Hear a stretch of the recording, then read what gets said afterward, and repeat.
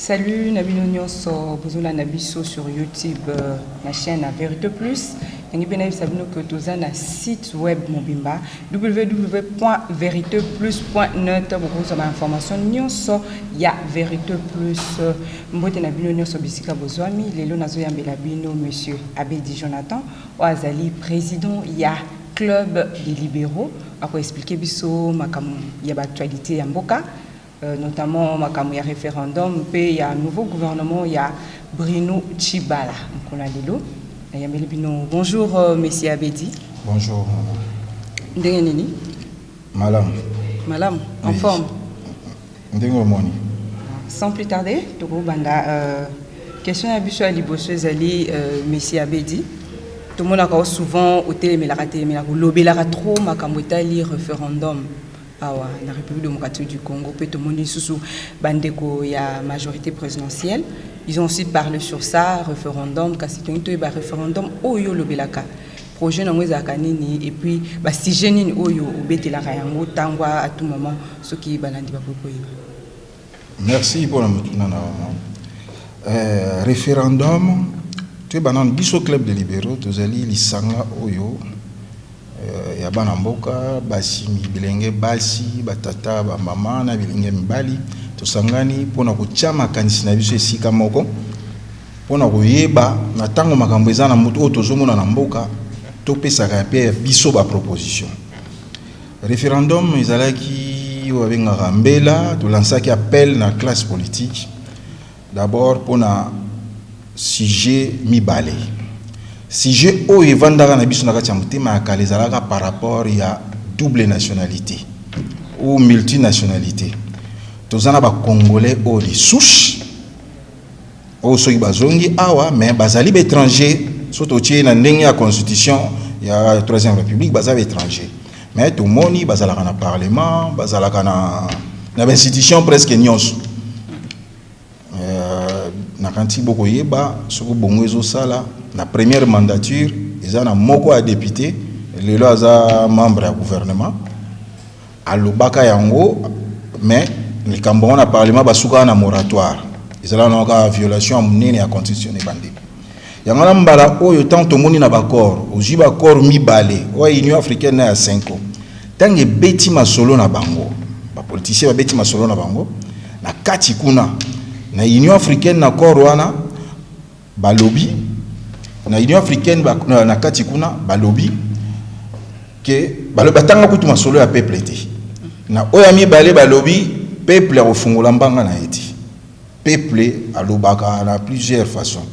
la démocratie indirecte ou démocratie directe. Bon référendum ezala bokoyi kotuna epo eloko esalama na bakoro wana tolo basembo sikoyo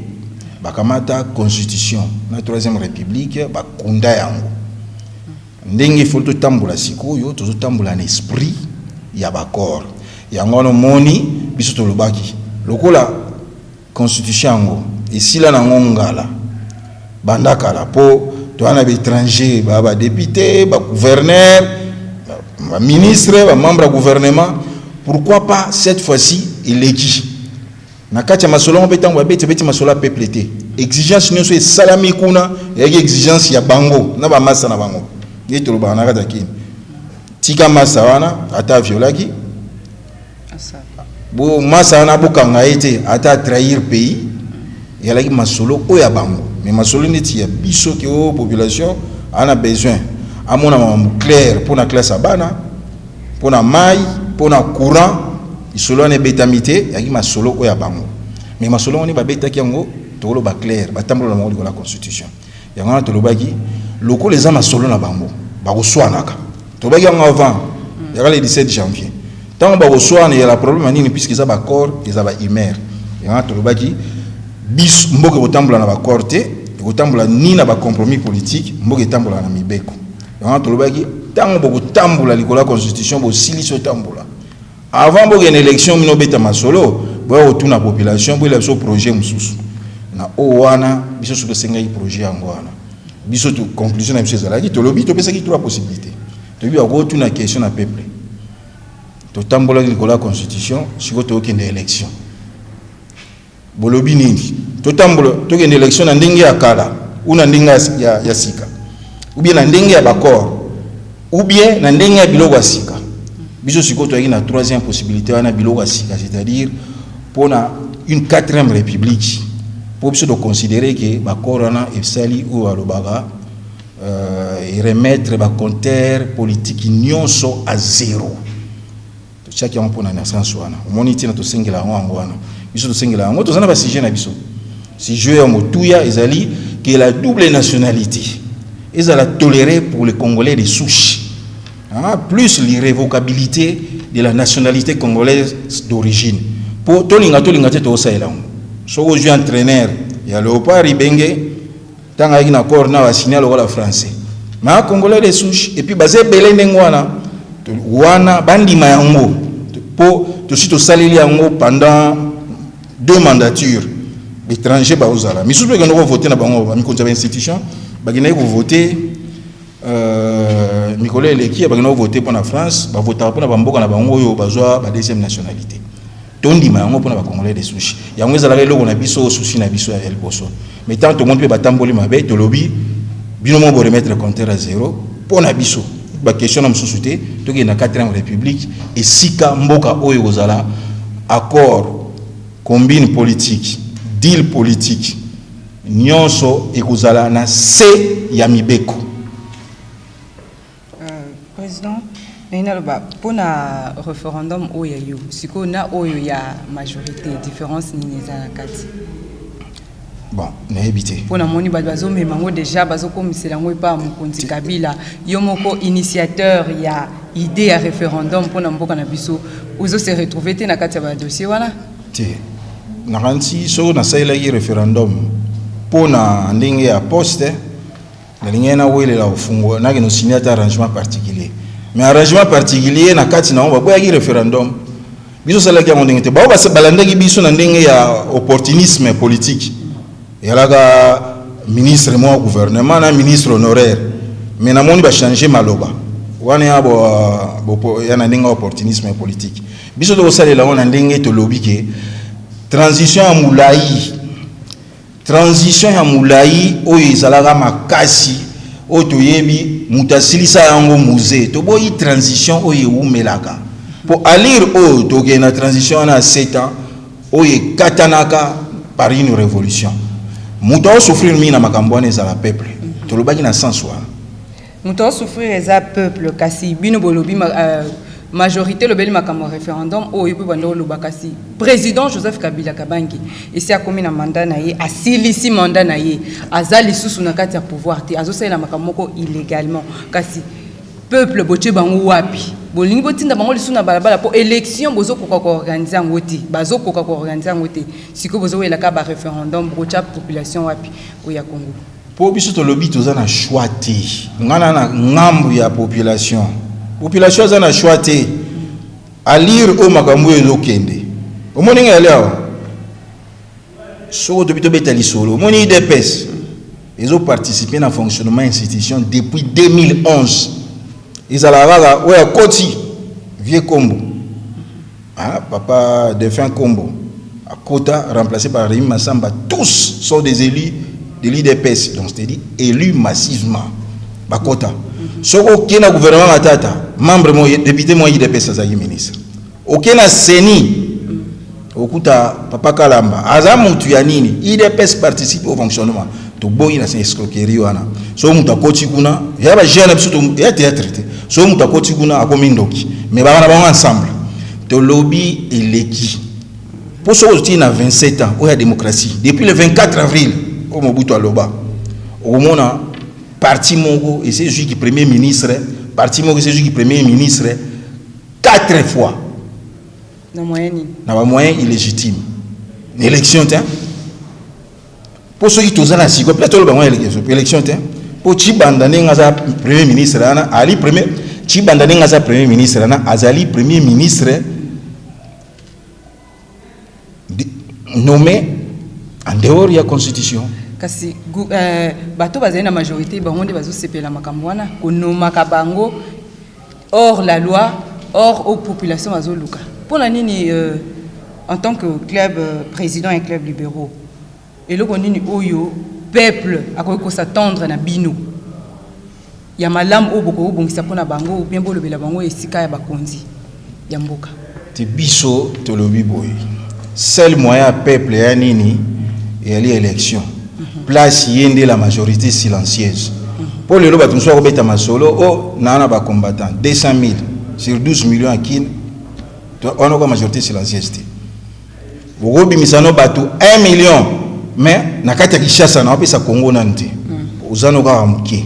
majorité silencieuse ezali tata mwana oyo azana cité a somba sécurité a kombela sécurité na semaine moko tamsako a million une seule fois et a bien ti tous on a besoin ya batwana bazwa parole mais tant ba beti masolo na bango na Union africaine na Senko ata mutu moko ta beta ki masolo balobi kutu clairement bango to kosolana bango ti biso to sala nanu to occuper ba poste na biso na sima tant to zo poste ne to kosolana bango ti troisième république biso mto sala yango lokola ba kundi yango biso to senga biso club libéraux to loba to stocké na 4e république to bien que tant ba lo bani ngona ndeng ba to lo référendum ezaki ndokité ezani Congo bololo ezali kaka l'un des formats d'élection et manière couteau le bago la manière la plus directe qu'un peuple peut décider ou s'exprimer sur une question importante. Maman ba to tambo la constitution ba ye tant ba silisi ba kepeka na élection boy ça va passer par biso pour ba beta ki masolo na une limite ko 5000 personnes et masolo 400 personnes. Tu es bien que la majorité a aussi cette élection. Mais ce n'était pas aussi nécessaire à la classe politique qui n'a kati et que nous signions accord pour élouer et gérer le gouvernement contrairement à la constitution. C'est le gouvernement d'union nationale où diriger pour permettre le contrôle tous la quand même la situation pour situation tous un régime spécial. Mutalo bana muninga azati na oya bebisaki na oya lingaka bongisa bango tout à partir ba koro yo bango tout akomi liboke moko siko biso population na situation na to se retrouver comment to se retrouver na pasi parce que tous na kati ya ba koro na bango te soko tango kuna lisolo mote ba beti ya biso ba beta lisolo ya 7 personnes na corps ya république te ibite soki za partout président. Tant que nous avons libanda ozoloba ebele pour le peuple, mais tant que population est votée à bino, et bino na kati na parlement ozuma poste moroboy, mais pour raisonner la population on a été qui a souffert ka population na sala makambo ebele. Lelo oyo population congolaise azela nini na club les libéraux. De pété ceux qui na moi CC ils ont déjà parti politique ou bien ils ont mutu moko na C o azo pour babi moi na soso azo vimba. Les années tata moko boya maman yaza simanda otinda yi to ebite club les libéraux vous okansani te club les libéraux et le rose la biso tozali mouvement citoyen oyo ezolinga ezongisi la peuple donc disons ezo sensibiliser ngai na yo to lobi peuple majorité silencieuse ayeba ki yende kolo histoire mtapesa ba pouvoir soki bato akoti na kati babongwanaka on est à maladie on est à moi mingi to yebiango oui maladie eza moi maladie on est à moi mingi mais personnellement biso club de libéraux to lingato bela ya moté ce qui peuple azozela quelque chose pour na biso to lobby atambu saraka a expliquer bato référendum moto sala et a poto reprendre pouvoir na biso pour ba beti masolo balobaki bakotu na biso te. Mais masolo baniati ya o ebiso voter yango na 2005 na Seyambula yango wana yaki plus na wana lisusu biso club de libéraux to lobby congolais o aza 100% et la botama na poto bandi maeke azali congolais pour permettre parce que état d'esprit wana na makila na mutako pekisa yango ti to silisa violation permanente ya constitution na biso la constitution lokola se balalisa ki on to bito ke na 4e république et sika ba régler yango clairement et on est à la proposition ya biso bolobi ya majorité matière na bango to yebi na noté so référendum ekozala na matière nini mais oya biso to pesa yango wana to senga avènement à 4e république pour république amnistie na abandon de poursuite et l'équipe pour na groupe Batumoko. Président, dans le moment où on a souka émission na biso, ba na Vérité Plus, ba landing ya Vérité Plus, toza na www.veriteplus.net. Vous avez information nyonso en ligne et puis sur YouTube chaîne na biso eza Vérité Plus TV. So coach cliquer vous avez information nyonso ndetika ndenge to yambi monsieur Abedi Jonathan Lelo awa na plateau na biso ndenga expliquer biso kinwa nyonso siko za fungola misu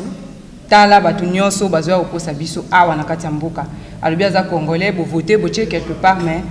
bazo sala le côté. Ce sont de mouchards. Bazo sala le côté ya lobby opposant mais opposant ya ndenge nini. C'est comment a commis opposant. Bo weli mwasi bo weli mbongo na mutunde olali olamuki lobo commis opposant. To yebi non te to na paye président Bedi. A expliquer biso moi mukie. Hein opposant zanani awa na République démocratique du Congo. Muto azo revendiquer ba droit ya mboka ou bien to muto azo wela intérêt moko personnel ya yemoko. Tu opposant to ke mulai to gomi na suka azali ganinga zalaka esika nyonso na bamboka nyonso esika démocratie zalaka. Eza mingi oyo ba contrôlera pouvoir et puis ba proposaka puis ba critiquaka mais o balaka na libanda pe mingi pe balaka na idéologie moko te. Mais soki bato bazo bongwana eza blogo bebele eza dynamique politique et puis lisusu ba intérêt individuel électif. Yonga to lobi démocratie na biso na 27 ans démocratie na biso na 27 ans et bimisi 5 premiers ministres kaka ya parti moko boy na kati wana baleka jamais na nenga ba élection ya la toujours na ba deal politique nyoso na ikomosa la biso passe tu as besoin to kola démocratie ko swana ya ko fingana mena simanango na butu masolo mususu to boyi mutu oyo azali konyokwama ne bakina balobaka azokemba eza peuple yanga tolingi na démocratie na biso na 4e république o biso tozo singa club des libéraux mobeko monene likolo ya ba accord politique na ba o benga so arrangement particulier. Monsieur Abedi, référendum toujours il y a un des sujets tintoiba bato majorité ba ingambo ya majorité bazo kendaka koliaka mbongo komimisa mbongo pa ya président Joseph Kabila Kabangi na idée oyo pesaki yo zo zelani na sima poto yebike sima na yango makamu nyonso zo luka nde poste nde kaniaka est-ce que ozo kota na conflicté na bato ya majorité présidentielle ou comment te na kanti tant to baki biso référendum to lancer qui appelle la classe politique soki ba idée za percé ya na ngonde ngona poto yebi kuna pe kuna ba linga ya ngopeta pour baki na esprit ya dauphinat pour faut voyer bango que majorité bota G7 ba congolais ba bango ba passaki 9 ans sur 10 ans ngambo moko tango ba ye pona problème abenga ko ya succession familiale yo vanda ngana kota tango simbité ba en opposition mais lokola ba yaki ba poche tonda parce que opposition ba tiena c'est mais biso to lobby so muto kolia idée nango pona biso ba idée et ya percer mais toi ba congolais na hape na droit na zo poste odo zo comme batum sous surtout que na nationalité sandwich na li congolais avec sa nationalité moko mais na défendre batum nyonso. Merci beaucoup. Merci vous tous qui nous suivez, qui nous a suivi l'émission Vérité Plus avec monsieur Abedi. Hein, Binonio Soboza, Libanda, Yamboka, Angola, Paris, partout, États-Unis, Canada, partout où vous êtes. Je vous dis merci. Ndenge Bolandi émission Oyo. S'il y a de remarques, de reproches, pour que ça la mission na numéro Oeza affiché, je vous en prie vraiment, restez tous